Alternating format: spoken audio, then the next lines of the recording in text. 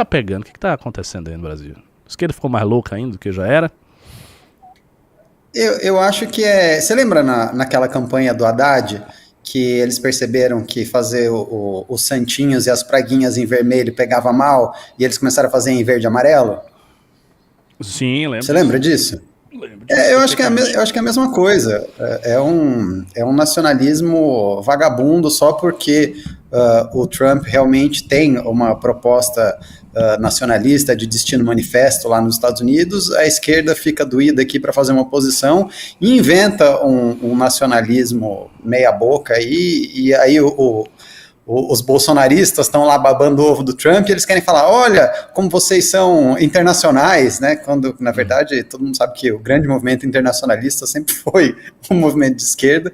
E aí fica nessa coisa simbólica cafona, né? Para mostrar, querendo mostrar que o outro é vira-lata, enquanto está vendendo o país para o interesse internacional, e o outro que tem uma ideologia completamente internacionalista, que se pudesse transformava tudo na URSAL, né, no grande bloco comunista da América Latina e depois na grande intentona comunista mundial, está dizendo que é nacionalista. Então, aí para mim é o sujo falando mal lavado e todo mundo querendo parecer legal, mas cada um com o seu problema aí.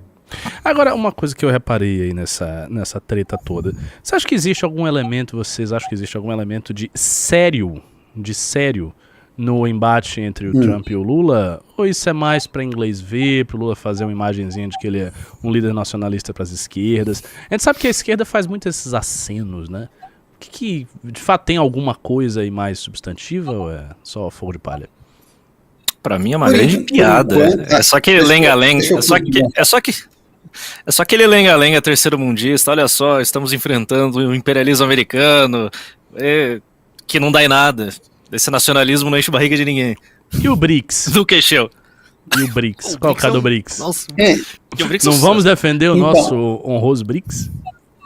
A grande treta do BRICS, na verdade, é a moeda, né? É a moeda que os países do BRICS estão em negociação, estão conversando de fato, e eles querem criar uma moeda alternativa ao dólar. E o Trump já comentou naquela rede dele e falou assim, olha, quem fizer isso, e se o BRICS fizer isso, todos os países vão receber uma taxa, se não me engano, era de 100%, um imposto de 100% em todos os bens e serviços que forem ser vendidos para os Estados Unidos. Aí a China, em resposta, virou e falou assim, olha, quem for taxado pelos Estados Unidos e tiver essa taxa, vai poder negociar com a China a taxa zero. Né? Então, essa é uma boa resposta. Uma resposta aparentemente excelente muito resposta. efetiva. Os Estados Unidos vêm consistentemente tornando mais caro e mais difícil para os aliados americanos serem aliados americanos. Já falou que vai meter taxação na Europa, estava metendo taxação no Canadá, no México, que é NAFTA. Enquanto isso, a China, em contrapartida, está facilitando a vida de quem é aliado da China. Então, se a gente pensar num modelo de teoria dos jogos, né, essa balança está pendendo muito para a China. Isso tende, como se começa a ficar oneroso ser um aliado dos Estados Unidos, e ao mesmo tempo que a China passa a oferecer várias vantagens para os seus aliados, começa a ficar cada vez menos interessante ser aliado dos Estados Unidos e cada vez mais interessante ser aliado da China. Né? Então, é um movimento... Isso me surpreendeu, cara. Isso, me desculpe interromper, mas isso me surpreendeu. A palavra não é surpreender, mas eu fiquei um pouco assim impressionado e tal, com esse início do mandato Trump, porque a forma como ele está lidando com aliados... Porque uma coisa é ele lidar com o BRICS, beleza, não são aliados. Outra coisa é lidar com a União Europeia, que é um aliado histórico dos Estados Unidos. A Europa foi reconstruída pelos Estados Unidos. Outra coisa é a maneira como ele está lidando com o Canadá. Então, assim, são países que têm uma proximidade, que fazem parte daquilo que em geopolítica se chama o Ocidente, sabe? Esse conceito geopolítico, o Ocidente. E aqui no Brasil rola muita discussão se o Brasil pertence ao Ocidente ou não. No sentido estrito do Samuel Huntington, não, porque nós pertenceríamos a uma outra civilização que ele denominava de civilização sul-americana. O Huntington tinha essa ideia, tá lá no Clash of Civilizations. Só que, você veja, esses países, a Europa Ocidental, o Canadá, eles são países do Ocidente, eles são esteios do Ocidente. E o Trump tá taxando os caras do mesmo jeito, tá dizendo, vou taxar, e já taxou, e meteu 25% de taxa no Canadá, se não me engano, e tá com pretensões neo-imperiais. O que ele tá tá querendo com isso? Isso faz sentido o que ele tá fazendo? Porque do jeito que você apresenta, Pedro, você diz, basicamente ele tá empurrando os aliados para a China. Bom, ele não quer empurrar os aliados para a China porque ele quer entrar em uma guerra comercial com a China, frear o crescimento da China, dificultar os planos da China de se tornar a potência hegemônica, sucessora dos Estados Unidos. Então qual é a lógica do que ele tá fazendo? Ele está com um problemão, né? Na verdade, é um gigantesco problema, porque eles estão... É um império em decadência, né? A dívida PIB está gigantesca, nunca teve tão alta. O dólar está num problema muito grande, porque ao mesmo tempo que o dólar é uma moeda reserva de valor e é moeda reserva mundial, quando você tem esse poder, né, que é basicamente o poder de vender para os outros bens e serviços em troca de inflação, você imprime dinheiro, enquanto todos os países do mundo, para comprarem alguma coisa, precisam produzir um bem ou um serviço, trocar esse serviço por dólar, né, no mercado internacional, e aí você consegue comprar alguma coisa de outro país. Os Estados Unidos não. Os Estados Unidos ele imprime dinheiro e entrega para um país, e esse país, por querer dólar, ele consegue comprar esse bem ou serviço. O problema disso é que isso gera uma demanda por dívida, né? Os países querem esse consumo, e para os Estados Unidos imprimir esse dinheiro, cada vez que você imprime uma nota de dólar, você gera uma dívida de uma contraparte. Então, uma nota de dólar é igual dívida mais juros, né, no Banco Central, no balanço do Banco Central americano. E aí, qual que é o problema? Como todo mundo quer dólar, os Estados Unidos ele é obrigado a se endividar. Conforme você vai se endividando, as pessoas começam a achar que a sua capacidade de pagar aquela dívida que você tem é cada vez menor, né? Ou seja, quanto mais dívida um país tem, evidente. Maior a chance dele dar calote, porque o volume da dívida fica muito grande e a chance de você receber o seu dinheiro, você que é um credor, receber o seu dinheiro, diminui.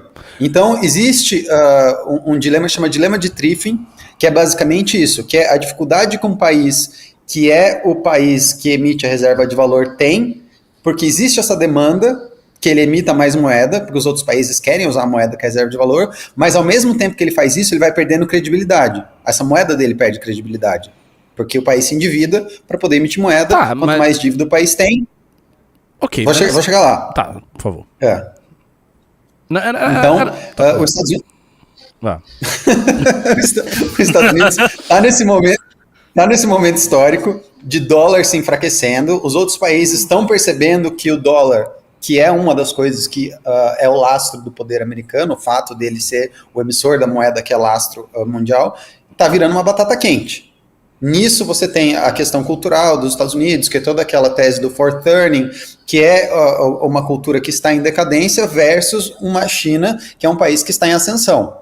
Então, você tem a tese lá do Thucydides, né, da armadilha de Thucydides, que geralmente quando um país está em ascensão e o outro está em declínio, o país dominante está em declínio e um país em ascensão, você tem um conflito.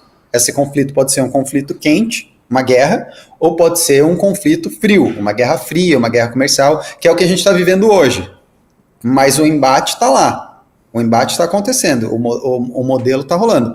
E aí, o ponto é, os Estados Unidos, por conta disso, ele é obrigado a voltar-se para dentro e tentar sair por cima, porque ele tem uma pressão competitiva muito grande. Ele tem que ter um desenvolvimento econômico, e a maneira dele conseguir ter esse desenvolvimento econômico, sendo um país em declínio, é colocar os interesses dos Estados Unidos por primeiro e começar a explorar até os aliados. Né? Porque ele não é um país que está pujante, quando ele deveria ser o contrário, deveria ser um país que deveria estar cedendo um pouco para os aliados e fortalecendo todos os países por igual, né? Em tese formaram um bloco, mas o problema é que se ele fizer isso, ele se enfraquece e a China passa. Então, os Estados Unidos está entre esse momento cruza a espada, porque é um país em declínio, tentando competir com um país em ascensão. Então, a maneira que ele encontrou de fazer isso é sacrificando os aliados. Só que ao mesmo tempo que ele sacrifica os aliados para se manter poderoso, para se manter competitivo, esses aliados têm um incentivo de procurar a China. Lógico. Porque eles estão sendo sacrificados para os Estados Unidos poder se manter, entendeu? Agora, esse é o dilema americano. Uma pergunta que eu lanço para vocês dois, pergunta mesmo para entender. Se a emissão de dólar, que provoca dívida interna nos Estados Unidos, é um problema, você apresentou isso, é um problema. Então não seria do interesse do Trump que os BRICS saíssem do campo dolarizado? Porque aí reduziria a quantidade de dólar que ele precisa emitir, portanto reduziria a quantidade de dívida que ele vai ter e que ele vai ter que lidar com ela. Então não pareceria ruim eles saírem disso aí. Por que é ruim? Por que eles querem aferrar os caras aí ao dólar? Qual é o caso? Quer que eu responda? Eu quero, tô curioso. Eu acho que o Pedro provavelmente vai falar a mesma coisa que eu ia falar. Então vamos ver se vai mesmo. Responda você. Essa é muito fácil, faz outra mais difícil. Vamos ver se é a mesma coisa. Perdeu o domínio do dólar, deixar que o dólar deixe de ser a moeda do mundo é literalmente dar um tiro na cabeça. Vai ser péssimo para a política externa americana, eles vão poder impor a sua vontade com a facilidade que eles têm hoje. É muito complicado. Se por um lado é um problema ter o dólar ser a moeda do mundo, por outra é muito melhor que eles continuem sendo. Também é um problema não ser, né? É um problema maior ainda. Pessoalmente eu acho que é um problema maior o dólar deixar de ser a moeda do mundo. Ricardo, para você entender o tamanho do problema, tá? Os Estados Unidos, desde lá 1970, quando eles tiraram o padrão ouro, desatrelaram o ouro da moeda, porque eles já deram um calote no mundo uma vez, que foi em 1971, né, quando o Nixon foi lá e falou assim, o dólar que era conversível em ouro não é mais conversível em nada. Isso foi um grande calote que eles deram. Mas a partir daí, como eles puderam desatrelar a emissão de moeda do lastro que eles tinham, do ouro que eles tinham dentro do Fort Knox, eles foram cada vez mais exportando mais inflação, foram aumentando a impressão de dinheiro, a ponto de eles tirarem a indústria produtiva de dentro dos Estados Unidos e fizerem um outsourcing dela para a China, para a Ásia, para outros lugares, né, para o México. Então, o setor produtivo hoje, real americano, frente à dívida que os Estados Unidos têm e a receita que ele tem geopoliticamente exportando inflação, é muito pequena, é quase insignificante. Se você tirar as grandes empresas de tecnologia dos Estados Unidos, tira elas da jogada e pega a economia real dos Estados Unidos hoje, em comparação com a China, está muito atrás. Né? Está muito atrás. Isso é um problemaço. Então, se você tirar hoje que o maior produto de exportação americano é o dólar, em troca de bens e serviços no resto do mundo, é a inflação, se você tira a capacidade dos Estados Unidos disso, você acabou com o país. Tipo assim, todos os pensionistas dos Estados Unidos, você deu calote na Previdência americana inteira, porque é impagável. E o PIB dos Estados Unidos, né, vai lá para baixo, o poder de compra do americano, você explode se você fizer isso. Porque hoje o poder de compra do americano está lastreado no fato que os Estados Unidos exporta mais do que petróleo, né? Todo mundo fala, não, o petróleo, a grande briga por petróleo, achei petróleo no quintal da minha casa, vem uma águia aqui com um tanque de guerra para explorar o petróleo. Não é isso. O petróleo é um dos meios pelo qual os Estados Unidos garante o dólar, garante que o produto de exportação grande dele é a inflação. E se você tira isso dos Estados Unidos, você arrebentou o país. Acabou. Então, o ponto da armadilha de Thucydides até que ponto os Estados Unidos está disposto a sacrificar o resto do mundo para manter esse privilégio. Essa é a grande pergunta. Essa é a pergunta de trilhões de dólares. Até que ponto os Estados Unidos está disposto a entrar numa guerra aberta, tipo, meter uma bomba nuclear na China se precisar, para manter o poder que ele tem de exportar a inflação para o resto do mundo. E essa, se você for olhar, várias guerras que aconteceram no Oriente Médio, toda aquela coisa, fala, vai lá explorar o petróleo. Não é o petróleo.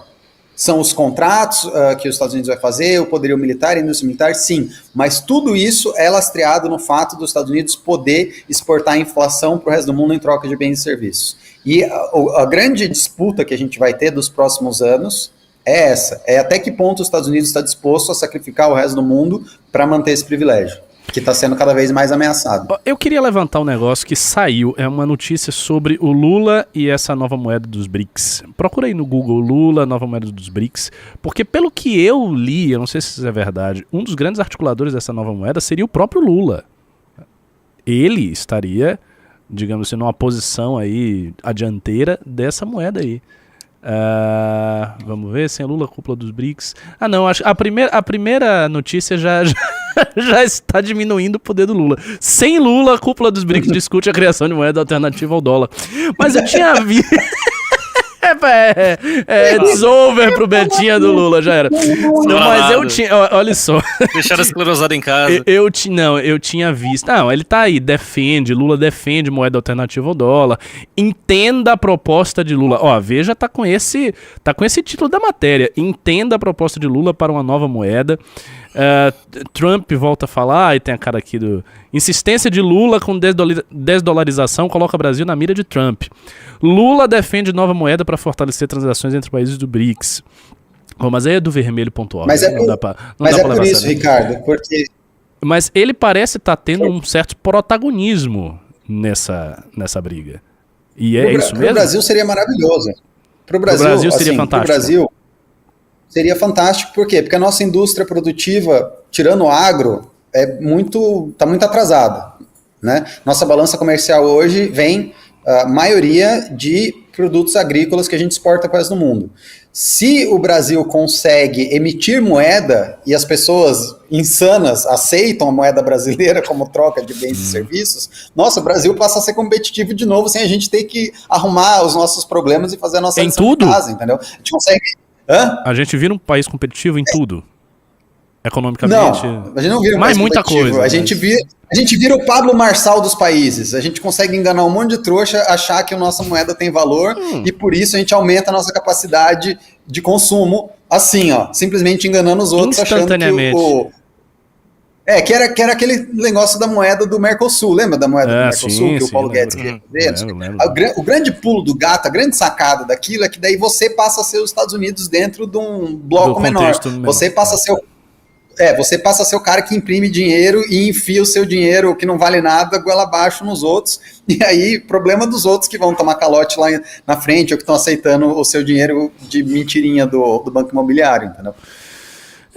Nossa, me fez odiar menos o BRICS. Então, eu tô começando a ficar assim. Pega o boné, pega esse boné do MST e usa logo. Eu sempre achei o BRICS meio desprezível. Tipo, a ideia, olha, um monte de país terceiro mundo se unindo pra virar protetorado chinês. Não, cara, o BRICS é o futuro. Agora vantagem. Aí o Brasil vai tirar muita é o que a Alemanha faz com a União Europeia, né? Agora nós não teremos futuro se vocês não fizerem o que eu vou pedir agora. A gente tem 1.200 pessoas aqui na audiência. A audiência tá legal, tem que ter mais gente, mas só tem 600 likes.